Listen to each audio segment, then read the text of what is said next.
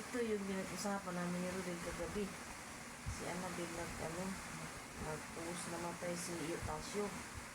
Tas mo. As mga hawgar ito sila eh. Ito nga yung sinabi ni Rodel kagabi na kikila ba kanila ni Kuan? Asawa, Eutasio, sabi niya kasi sabi ni Rodel, yun yung mga, di ba kamag-anak natin yun sila.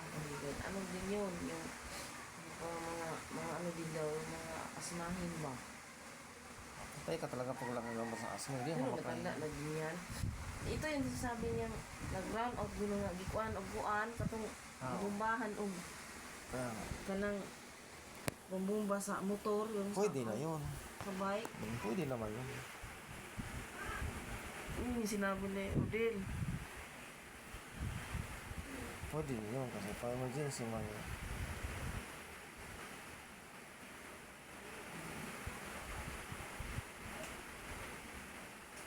Sabi ni Rodel, yun yung mahirap pag biglang out tapos susumpong. Patay ka.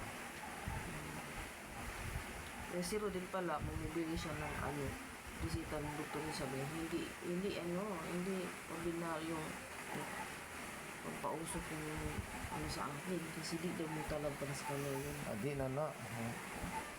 Yung may plus pa daw na nakalagay. Inom niya ay pinano ko pausok. Siyempre niya ako. Pagkata sa pagtanda.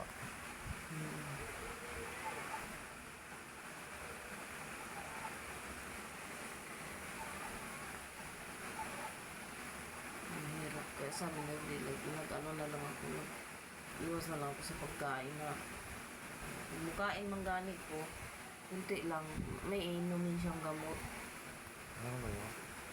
Magkaamoy nga daw siya kuhan. Kanang mabaho o mga sabi niya.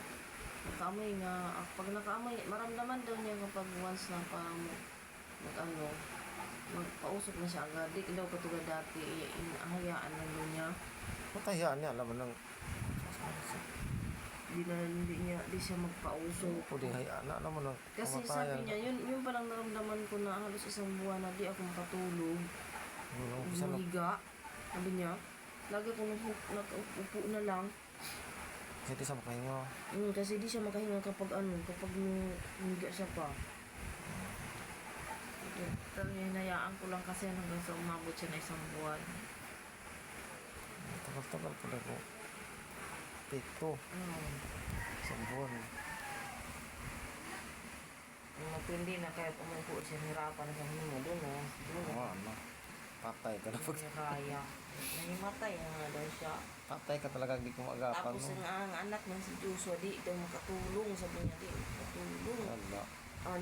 Tumakbo, katulong, nagtago. Sabi niya gano'n. Di man, sabi niya. Kasi bata na yan, Matakot na yun. Sabi ko, intindihin mo na lang kasi siya eh. Yung, di ba, kulang siya buhay. Yung siguro yung sa kanya. Takot nga siya doon.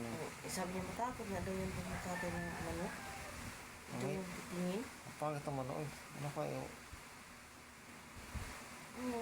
Sabi niya rin. Ganyan pala. Takot. Ako naman hindi, pero di ko lang kayang ako magkatay ng manok. Ay, hirap pala kung kasama. Malaki. Ano pa kayo nagkakatay ko? Sige magplasik. Gabi, bago kong natulog. Naghaplas sa buo. Naplasan ko yung katawad ko ng, kasi